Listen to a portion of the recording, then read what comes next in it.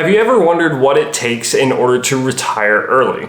Well, I listened to 680 episodes of a personal finance podcast to learn what it takes to do so you don't have to. If you're new to the channel, welcome. My name is Tyler Warlow and I make videos on self-improvement topics. In today's video, I figured that I would talk a little bit about what I've learned from listening to over 600 different episodes of the BiggerPockets Money podcast. This is a podcast that focuses on strategies and tips that you can implement to help you to retire early. After listening to so many episodes, of course, some patterns start to emerge. And today I wanted to highlight some of the most common mistakes I heard, as well as some key takeaways that anyone can apply to help accelerate their journey towards early retirement.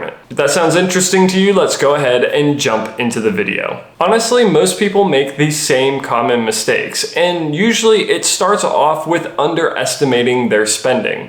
Most people vastly underestimate just how much money they're spending on different categories. They might not be regularly tracking their day-to-day expenses, or it could be as simple as not tracking the invisible expenses such as irregular car repairs, vacation spending, or annual subscriptions. Whatever it is, most people end up spending way more than they realize. And unfortunately, all of that spending is really what's keeping them from being able to save or invest towards their goals. Now, another common mistake came to people who were in relationships, and that's going to be that they weren't on the same page as their partner financially. This came up over and over and over again on the podcast, and it's commonly cited that money is one of the top reasons for divorce. A lot of times this simply comes down to a factor of communication. This often comes from being on different pages in terms of what they each want financially. One person could be a spender and another person could be a saver.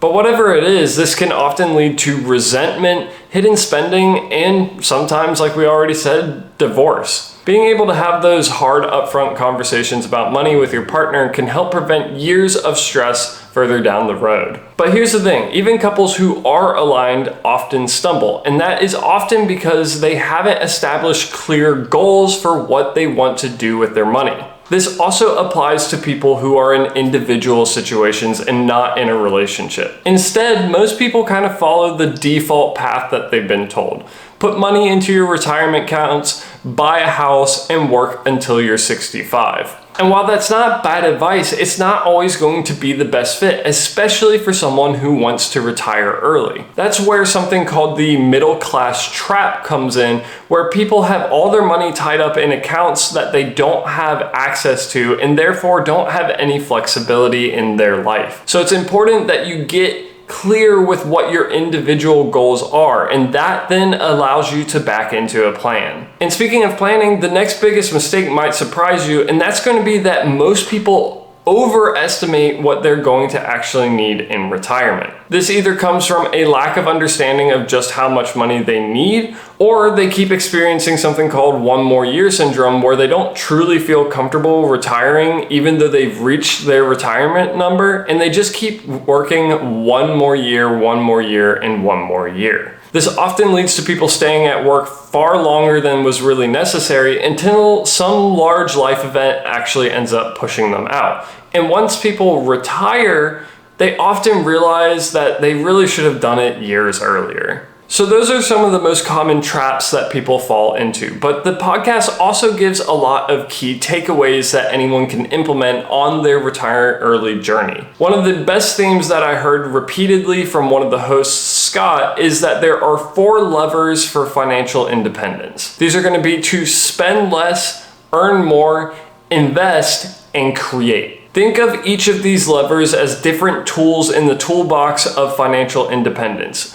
You don't have to use all of them, but the more that you use, the faster you can accelerate your journey to retiring early. Spending less and earning more helps create that difference in the amount of money that you need in order to live. That then gives you more money in order to do what you want with, which can be something like investing. Investing allows your money to compound over time, which means that over time, it will generate more and more money on an exponential curve. And finally, creating something such as a business, side hustle, or some sort of social media content can ultimately end up accelerating your journey to financial independence, as it could potentially give you huge returns on the money that you invested into it. The next takeaway is that you of course want to track your spending and budget. Obviously, one of the mistakes that I told y'all earlier is that people vastly underestimate just how much they're spending. And by tracking how much you're spending and budgeting, it can help you to control and understand where your money is actually going. First, I recommend you track your money so you can see just where it's going.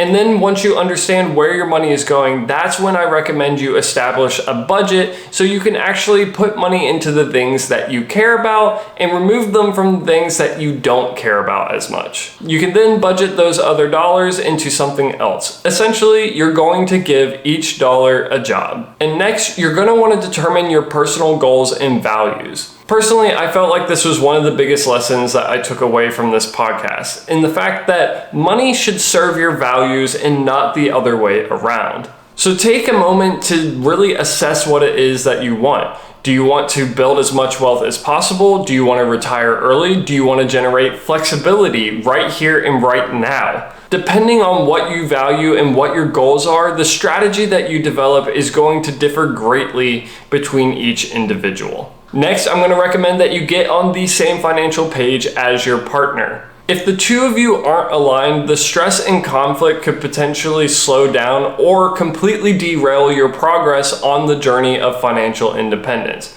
I personally recommend that you take some time on a regular cadence, whether that is once a month, once a quarter, or once a year, to really sit down and align yourselves as to what you're spending your money on, what your goals are together, and make sure that you're on the same page. This is going to help prevent any source of conflict. Of course, do this at a cadence that feels comfortable to you and your partner. You don't want to overdo it, because that's of course just going to cause undue stress that's not needed as well. And finally, the most important lesson that I took away from this podcast is that it's truly never too late for you to start.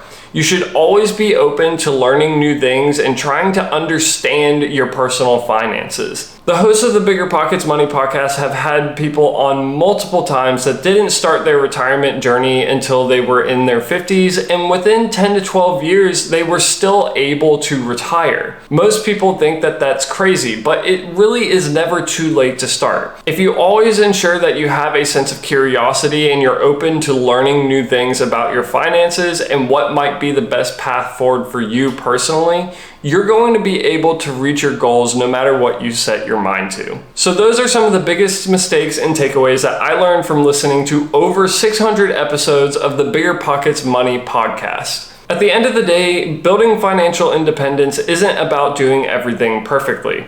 Rather, it's about being intentional with your money, aligning your money with your personal values, and taking consistent action over time. But that's going to bring us to the end of today's video.